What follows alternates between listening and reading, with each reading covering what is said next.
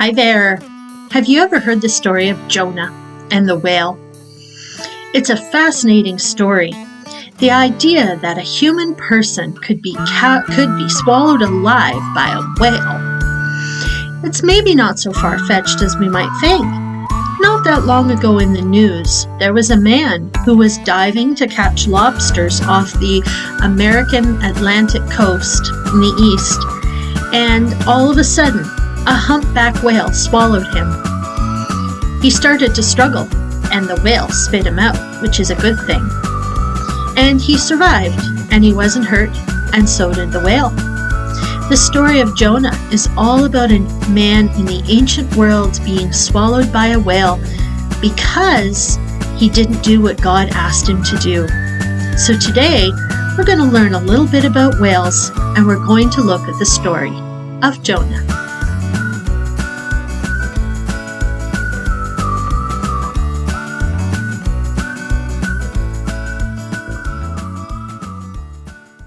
One day, long ago, God's word came to Jonah, Amittai's son. Up on your feet and on your way to the big city of Nineveh. Preach to them. They're in a bad way, and I can't ignore it any longer. But Jonah got up and went the other direction, to Tarshish, running away from God. He went down to the port of Joppa and found a ship headed for Tarshish.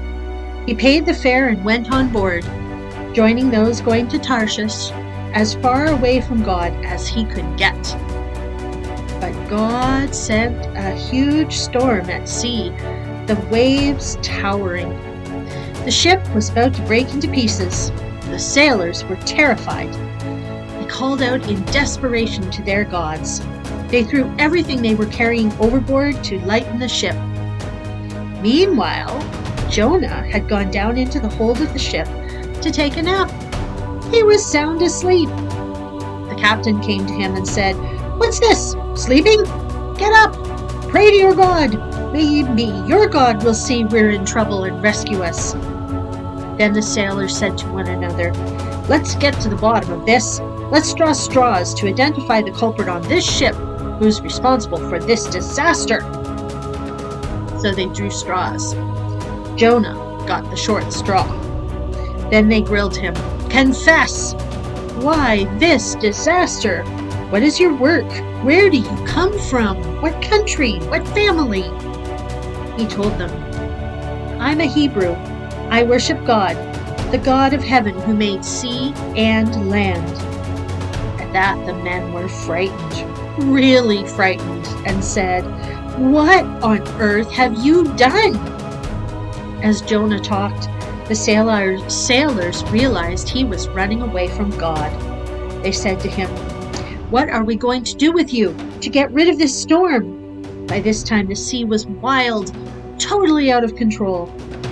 Jonah said, "Throw me overboard, into the sea, then the storm will stop. It's all my fault. I'm the cause of the storm. Get rid of me, and you'll get rid of the storm." But no, the men tried rowing back to shore. They made no headway.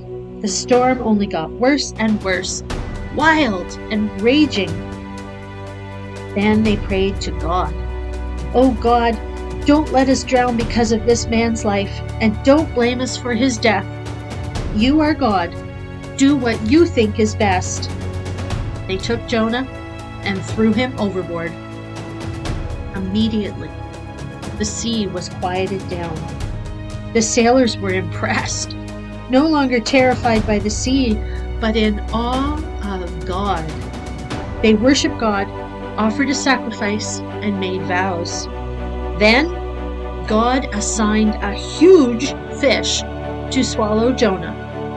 Jonah was in the fish's belly 3 days and 3 nights.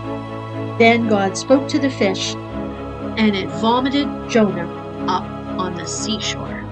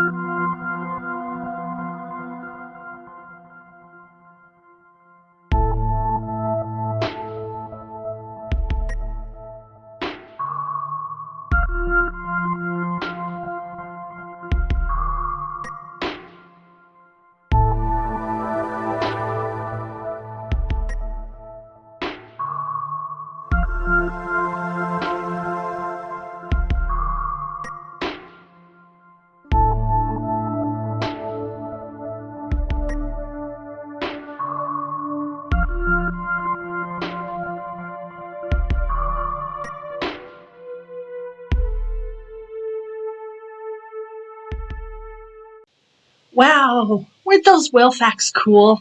I didn't know that about whales. Can you imagine having to eat between 791 pounds and 2,400 pounds of food each day just to survive?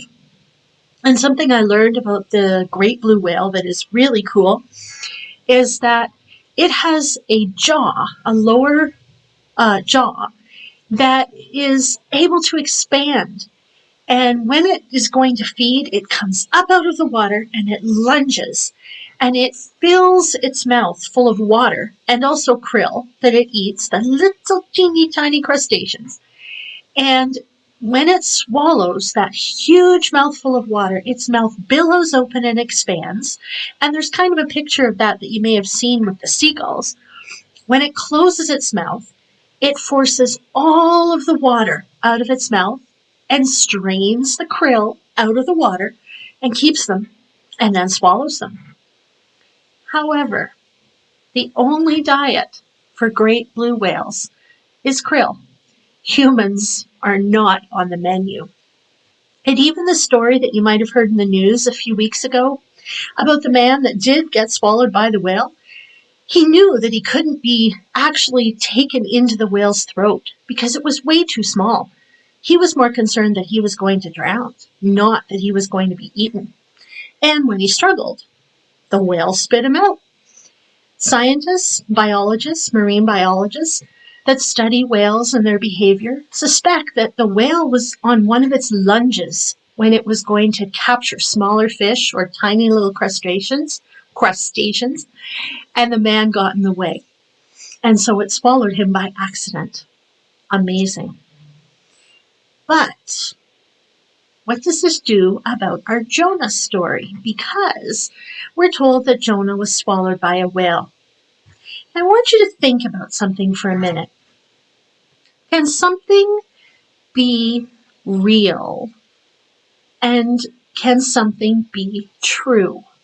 So think about it for a minute. Think about the fairy tale, The Princess and the Pea. In the story, the princess is masquerading as a servant girl because she's in danger. And they're trying to discover if, in fact, she really is the princess. And so the idea is that a true princess would be so sensitive to her environment that under 20 mattresses, she would be able to detect a pea. Now, not the green peas that you have to eat on your plate, but one of the dried peas that maybe goes into soup or a rattle. So they put one of these tiny little peas, almost like a tiny little rock, under 20 mattresses, and a true princess would be able to feel it. Kind of like when you get a stone in your shoe. And of course, in the fairy tale, she does detect it. She can't sleep. It's a horrible, horrible experience, and they know she's the princess.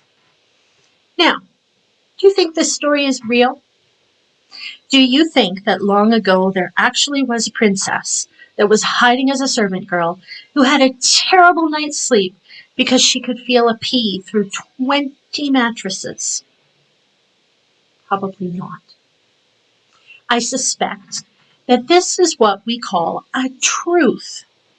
Was the story real? No, it probably didn't take place. But is there truth in this story? Well, maybe the idea that a person could be of such good character, of such high upbringing, so used to having the best of everything, that when something is not right, they were so sensitive, they were able to feel it. Well, that could be true. Think about when you've had a stone in your shoe. You can feel it. So maybe someone like a princess who's used to being treated really well might know the difference. It's kind of a metaphor or a story about life. So what about Jonah? If we know that a whale's throat is too small to store, I can't talk today, is too small to swallow a man. What is this story telling us? We know that maybe it's not real because science says, nope, whales can't swallow humans. Okay, now whales, killer whales are different. Great blue whales. Can't swallow humans. Okay, so could this story have a truth in it? Yes. Sometimes when we do things, there's a consequence to our actions. Jonah was asked by God to go and speak to the city of Nineveh. Now, the thing that you need to know about Jonah that it doesn't really tell us in the story is that Jonah was a prophet of God. Jonah's job was to preach God's message to anybody that God asked Jonah to speak to. And God said, okay, Jonah, go to Nineveh. Jonah didn't want to go. He ran the other way. So that was an action of Jonah's. He disobeyed God. He didn't do what God wanted when he said that that's what he would dedicate his life to doing. And so God said, you've got to go to Nineveh. And so God sent the storm. And then the sailors on board the boat, they were innocent victims of Jonah's choice. And so then they acted in a way, and Jonah had to live with their consequences. And then the fish swallowed Jonah. Now, Jonah didn't die. He just hung around in the fish for 3 days, according to the Bible, which maybe not real. But that was another consequence. And so the truth of this story is that Jonah didn't listen to God. And because of that, Jonah made poor choices. And then his poor choices had consequences for himself and for others. Jonah put the other people on board the boat in danger. And the funny thing about the story is that when Jonah finally went to Nineveh, they were so excited to hear God's word that everybody believed in God and they started following God and doing what God asked. So it was important for Jonah to go to Nineveh, but he didn't want to do it. Can you think of times when it would have been important for you to do something and you didn't want to do it? Maybe this story is a bit of a way for us to think about when we haven't done the right thing, or the choices we make, or how we can listen to God a little better in our lives. Now, God's not going to send a whale to swallow you, but for every choice we make, there are consequences. Sometimes good, sometimes bad. And so we need to think about those consequences carefully before we do things. Well, I hope you like the story of Jonah and the whale, and all the whale facts and the cool pictures. And we'll talk again soon. Bye.